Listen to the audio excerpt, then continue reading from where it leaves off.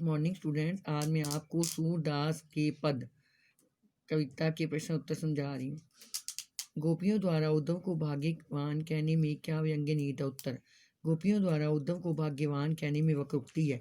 वे दिखने में प्रशंसा कर रही हैं किंतु वास्तव में कहना चाह रही हैं कि तुम बड़ी अभागी हो कि प्रेम का अनुभव नहीं कर सके, न किसी की हो सके, न किसी को अपना बना सके। तुमने प्रेम का आनंद जाना ही नहीं, यह तुम्हारा दुर्भाग्य है। प्रश्न 2। उद्धव के व्यवहार की तुलना किस किस से की गई है? उद्धव के व्यवहार की तुलना निम्नलिखित से की गई है। नंबर 1, कमल के पत्तों से जो जल में रहकर भी उनसे प्रभावित नहीं होते।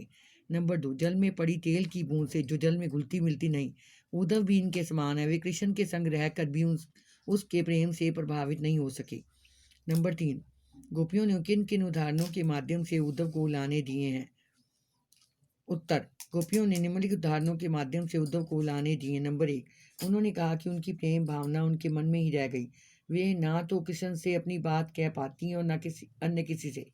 नंबर 2, वे कृष्ण के आने की इंतजार में ही जी रही थी किंतु कृष्ण ने स्वयं न आकर योग संदेश भिजवा दिया। इससे उनकी विरह व्यथा और अधिक बढ़ गई है। नंबर 3, वे कृष्ण की से रक्षा की गुहार लगाना चाह रही थी। वहां से न प्रेम का संदेश चाह रही थी परंतु वहीं से योग संदेश की धारा को आया देखकर उनका दिल टूट गया।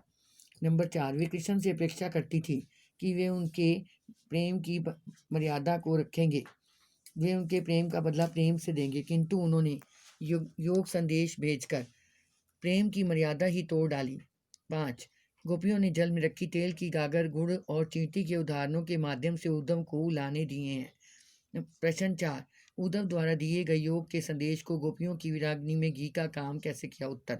ब्रज की गोपियां इस प्रतीक्षा में बैठी थी कि देर सवेर कृष्ण उनसे मिलने अवश्य आएंगे या अपना प्रेम संदेश भेजेंगे, इसी से वे तृप्त हो जाएंगी। इसी आशा के बल पर वे योग की वेदना सह रही थी परंतु जो ही उनके पास कृष्ण द्वारा भेजा गया योग संदेश पहुंचा वे तड़प उठी। उनकी विरह ज्वाला तीव्रता से भड़क उठी। उन्हें लगा कि अब कृष्ण उसके पास नहीं आएंगे, वे योग संदेश में ही भटका कर उनसे अपना पीछा छुड़ा लेंगे।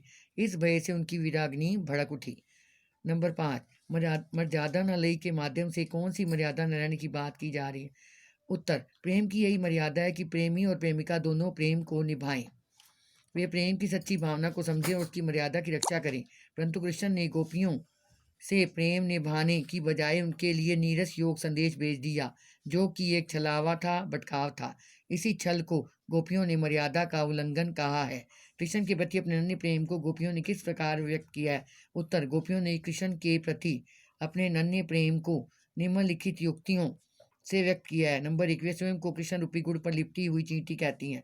वे स्वयं को हारी पक्षी के समान कहती जिसने कृष्ण प्रेम रूपी लकड़ी को दृढ़ता से थामा हुआ है। नंबर 3, वे मन, वचन और कर्म से कृष्ण को मन में धारण किए हुए हैं। नंबर 4, वे जागते सोते दिन रात यहाँ तक कि सपने में भी श्री कृष्ण का नाम रटती रहती हैं। बच्चों, ये सारे क्वेश्चन आपने याद करने और लिखने हैं।